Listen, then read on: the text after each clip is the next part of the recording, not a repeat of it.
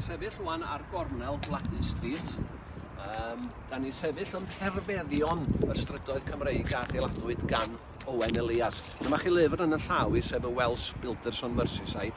Mae hwn yn grynhodeb o hanes 325 o adeiladwyr Cymreig a fy'n gyfrifol am rhan fwyaf o'r strydoedd Gogledd i Lerpwl.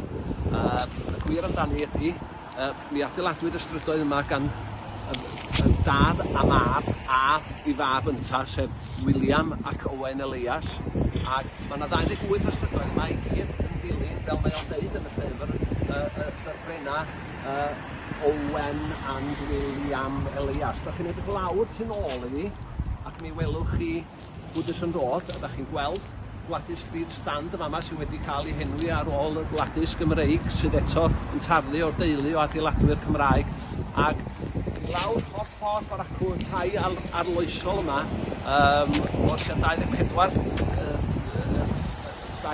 troedfadd o wahaniaeth yn y ffordd, roedd rhein i gyd yn arloesol, ac yn rhein oedd y brifis gyntaf yn hanes Lerpwl, sef y brifis y toiledau oedd yn y cefn, a mi gewch yr hanes i gyd yn y llyfr Welsh Builders on Merseyside.